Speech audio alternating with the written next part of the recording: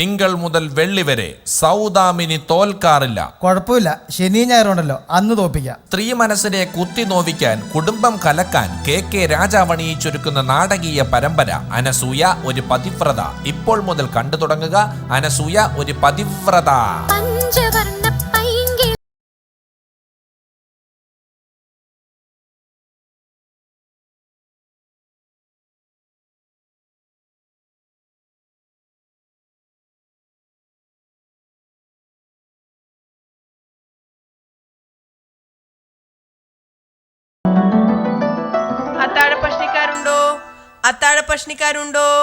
അത്താഴപ്പഷ്ണിക്കാരുണ്ടോ? ഉണ്ടോ? ഉണ്ടെങ്കിൽ പിന്നെ എന്തിനാ ഗേറ്റിനടുത്ത് നിൽക്കുന്നേ? പോയി കിടന്ന് ഉറങ്ങിക്കൂടെ? ഈശ്വര, ഭൂമിക്ക് എന്തോ സംഭവിക്കാൻ പോകുന്നു. അല്ലെങ്കിൽ എന്തിനാ ഈ രാത്രി ചന്ദ്രൻ ഉദിച്ചത്? ഭഗവാനെ, എന്റെ ധർമ്മസങ്കടം എന്ന് അവസാനിക്കും? ഒരു വശത്ത് ശാസ്ത്രീയ സംഗീതജ്ഞനായ അച്ഛൻ, മറുവശത്ത് പോപ്പ് ഗായകനായ കാമുകൻ. ഇവരുടെ ഇടയിൽ ലളിതഗാനം പോലെ ഞാനും. അസൂയേ അല്ല അനസൂയേ. അയ്യോ അച്ഛൻ,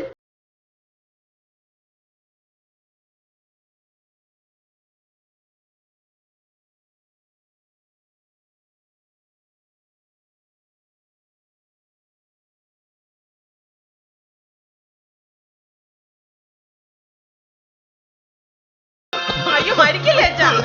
അല്ല ചുമക്കല്ലേ അച്ഛാ? അയ്യോ റിസ്ക് എടുക്കണ്ടായിരുന്നു. ഇന്നാച്ചാ എന്താ ഇത്? അർച്ചന കഴിച്ചതാ.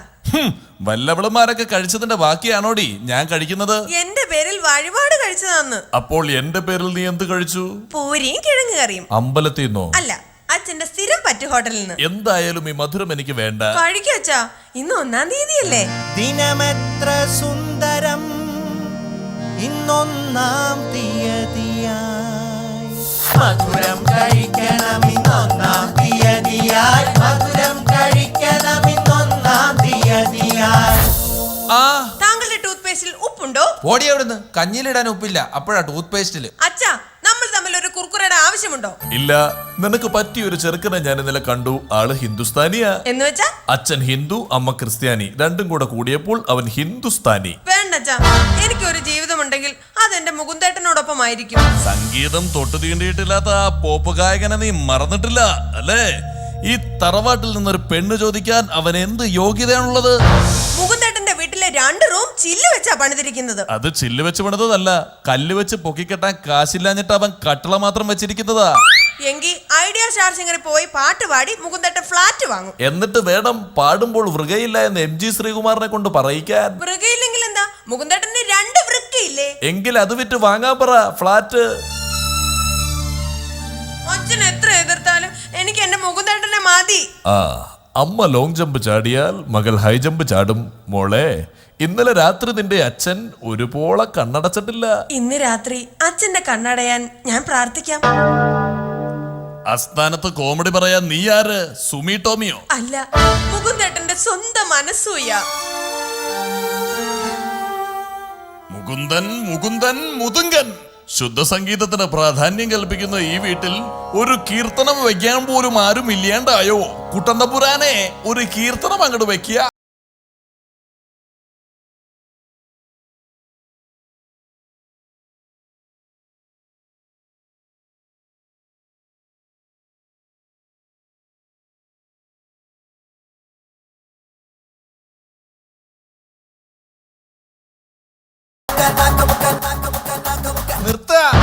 തൃപ്തിയായി. ഇന്ന് രാത്രി മുഴുവൻ അച്ഛൻ ഉറങ്ങാതിരുന്ന് വെള്ളമടിക്കും. വെള്ളമടിക്കുന്നതൊക്കെ കൊള്ളാം, മോട്ടർ കേടാക്കരുത്. മുകുന്ദൻ, അവനോട് വിളിച്ചു പറ, എന്റെ മുന്നിൽ പാട്ടുപാടി കഴിവ് തെളിയിക്കാതെ നിന്നെ അവൻ സ്വപ്നം കാണണ്ടെന്ന്.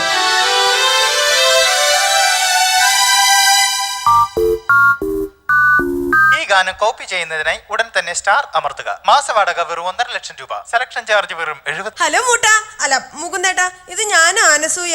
എത്ര എപ്പിസോഡുകളായി ഞാൻ മുകുന്ദേട്ടന് വേണ്ടി കാത്തിരിക്കുന്നു. ഓരോ ബ്രേക്കിനും ഇത്രയും ഗ്യാപ്പ് എടുത്താ അച്ഛന്റെ മുമ്പിൽ മുകുന്ദേട്ടന്റെ റേറ്റിംഗ് കുറയും. അതുകൊണ്ട് ഞാൻ ഈ ഫോൺ കട്ട് ചെയ്യുമ്പോഴേക്കും മുകുന്ദേട്ടൻ ഇവിടെ. അനസൂയ, എന്താ എന്റെ അനസൂയ കുട്ടിയുടെ മുഖത്തൊരു പിണക്കം? എന്നോട് മിണ്ടണ്ട. ചേട്ടൻ ഇന്നലെ ആ ബിന്ദുവിന്റെ കൈ പിടിച്ച് എന്തൊക്കെയോ സത്യം ചെയ്യുന്നത് ഞാൻ കണ്ടു. ഭാഗ്യം, സത്യം ചെയ്യുന്നതല്ലേ നീ കണ്ടുള്ളൂ. വല്ല TG രവിയോ ബാലൻ കെ നായരോ KP ഉമ്മറോ ഒക്കെ ചെയ്യുന്നത് കണ്ടിരുന്നെങ്കിലോ? ഇന്നലെ എനിക്ക് ഉറക്കം വന്നില്ല. ഞാൻ പറയട്ടെ കാരണം, രാത്രി മുഴുവൻ എന്നെ ഓർത്തിരുന്നു. ഏയ്, കൊതുകിന്റെ ശല്യം.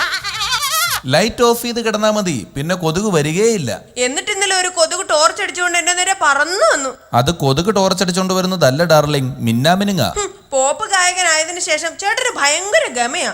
ഞാൻ സ്കൂളിൽ പാട്ട് പാടി ട്രോഫിയൊക്കെ വാങ്ങിച്ചിട്ടുണ്ട്. ഞാൻ സ്കൂളിൽ പാട്ട് പാടി TC വരെ വാങ്ങിച്ചിട്ടുണ്ട്. ഏത് പാട്ട്? ഫന. ഓ, അമീർ ഖാന്റെ ഫന അല്ല, ജയന്റെ കരീം ഫന. മറ്റൊരു കാര്യം, നിന്റെ അച്ഛൻ അറിയണ്ട, ഈ വരുന്ന ചിങ്ങമാസത്തിൽ നിന്റെ കഴുത്തിൽ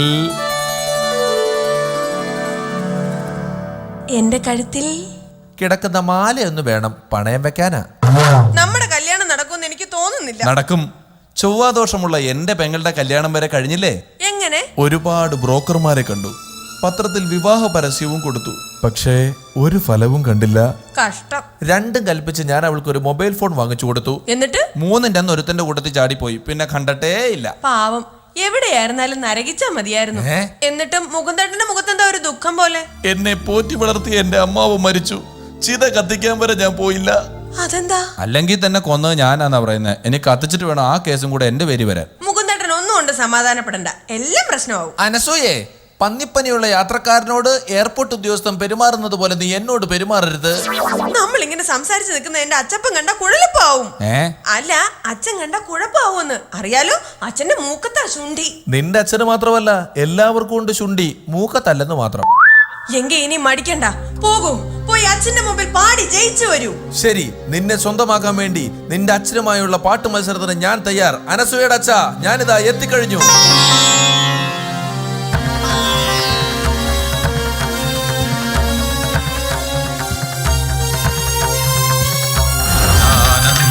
ആനന്ദാനന്ദം ജഗദാനന്ദം സംഗീതം ആനന്ദം ആനന്ദാനന്ദം ജഗദാനന്ദം സംഗീതം സംഗീതം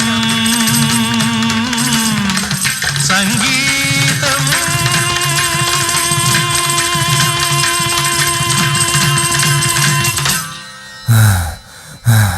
അനസൂയെ, നിന്റെ അച്ഛന് മുന്നിൽ ശ്രുതിയും താളവും തെറ്റാതെ സപ്തസ്വരങ്ങൾ 13 പാടി ഞാൻ വിജയിച്ചു. എന്നിട്ട് അച്ഛൻ എന്ത് പറഞ്ഞു? നിന്നെ വിവാഹം കഴിക്കാൻ പാട്ട് മാത്രം പോരാ, SMS വേണമെന്ന് പറഞ്ഞു. എന്നിട്ട് കിട്ടിയോ?